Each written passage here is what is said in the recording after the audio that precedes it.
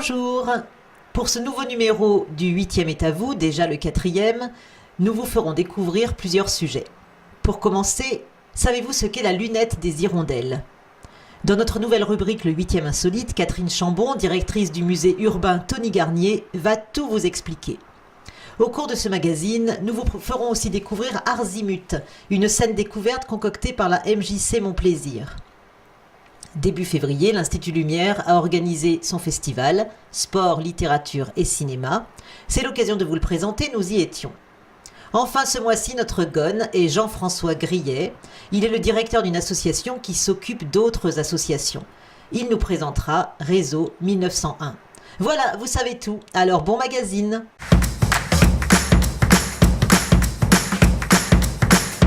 Il y avait déjà, au centre de Lyon, une fabrique de tabac, quand on décide de construire à Montplaisir une manufacture ultra-moderne.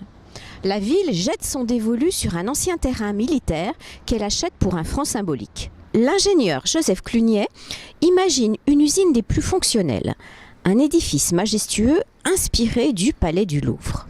L'activité débute en 1932.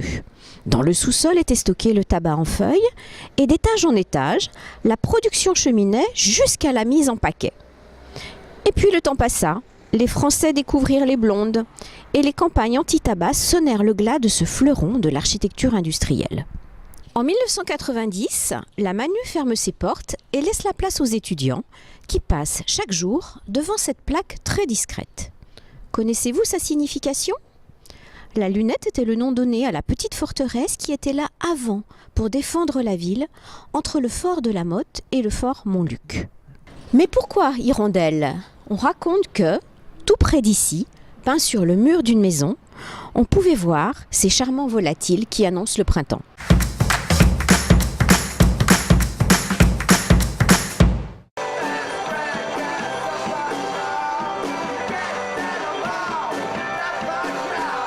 Joëva Foulon, vous êtes coordinatrice de la vie associative pour la MJC Mon Plaisir. Ce soir, c'est la soirée Arzimut. Expliquez-nous.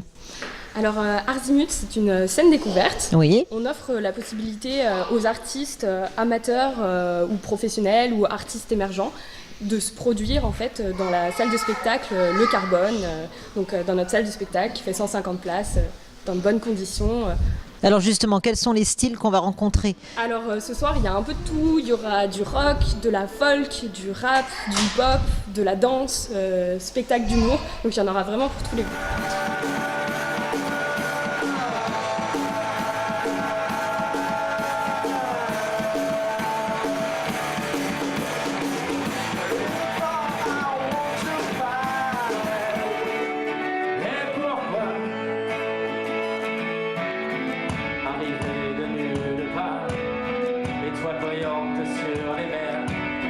Serais-je donc un nouvel Icare, consumé de folles chimères?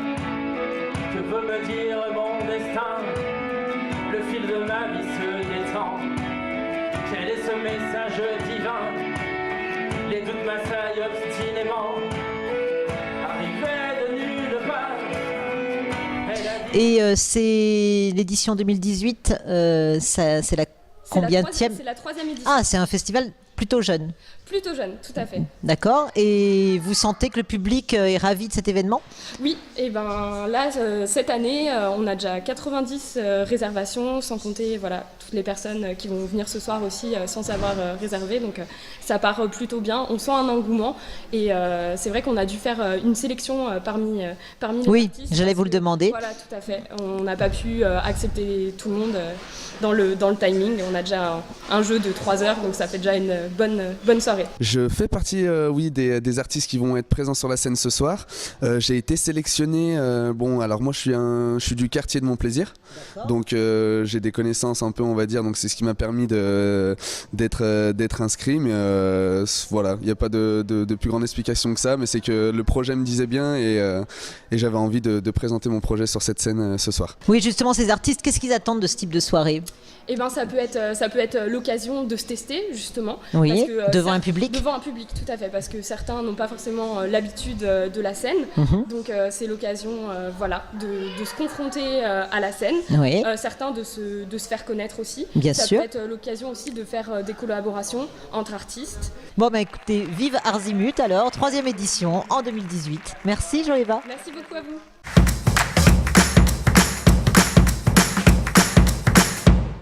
Un seul mot d'ordre, le sport. Depuis 2014, l'Institut Lumière le met en avant à travers un festival. Pendant 4 jours, il est possible de voir des photos, des films, des documentaires. Il y a aussi des livres. Tous sont autour du sport.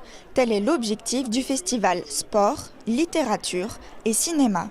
C'est la 5e édition de ce festival Sport, Littérature et Cinéma et Photographie. Ajoutons toujours, il y a des photos ici, il y a des photos à la galerie de l'Institut Lumière, la galerie photo rue de l'Arbre Sec.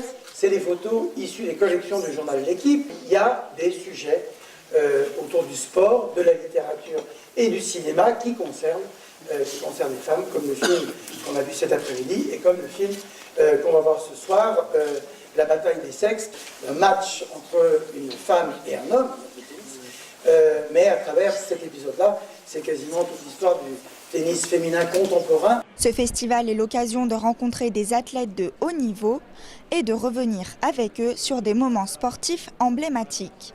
Il y a par exemple la victoire de l'équipe féminine de l'OL en Champions League contre le PSG. C'était l'an passé. Qui va face à Sarah Boisy pour cette 8e tentative. Ouais, ça fait. Oh, elle l'a manqué. Sarah Boisy, elle a déjà marqué un penalty en D1 féminine. Allez, Sarah Boisy. Le nouveau champion d'Europe lyonnaise. J'avais encore peur. C'est parce que c'est énormément d'émotions et c'est incroyable en fait. Et à revoir, on sait le dénouement, mais on ne sait jamais. On dit ça peut changer, on sera peut-être plus championne d'Europe, je ne sais pas.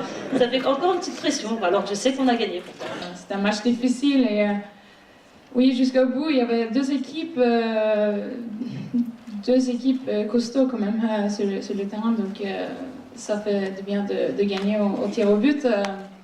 Même contre PSG, ça fait plus, ça fait du bien quoi. Des salles de cinéma, oui, mais le festival a aussi sa librairie.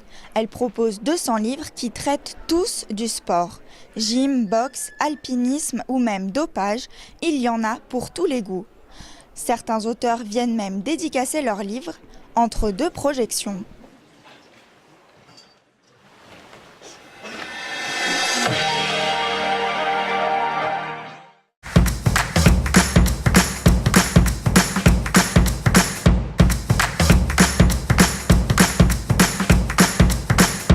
Bonjour, Jean-François Grillet, je suis directeur de Réseau 1901, l'association qui gère la Maison des Associations à Lyon 8e, en route de Vienne.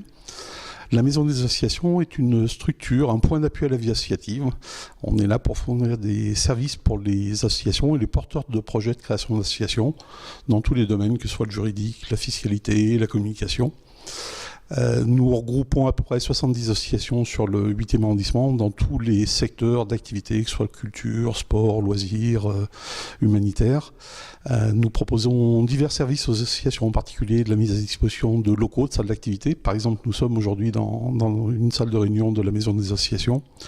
Un service de location de matériel, d'aide à la conception graphique, publication sur Facebook. Si vous souhaitez demain créer une association, venez nous voir. Nos services sont gratuits pour les porteurs de projets d'association. Lors d'un rendez-vous, nous étudierons ensemble le projet que vous souhaitez développer, le pourquoi vous souhaitez créer une association plutôt que de rejoindre éventuellement une structure existante. Nous vous accompagnerons dans toutes les démarches de formalités administratives de création de l'association, la rédaction des statuts, la définition de votre projet associatif. Et par la suite, nous pourrons vous mettre en relation avec l'ensemble du secteur associatif lyonnais, puisqu'une des marques de fabrique de la Maison des Associations, Réseau 1901, c'est d'essayer de faire travailler les associations en synergie autour de projets communs au bénéfice de l'intérêt général. Nous sommes très soucieux aussi de mutualiser les moyens. Nous sommes actuellement dans des périodes où les ressources financières, en particulier des collectivités, sont de plus en plus réduites.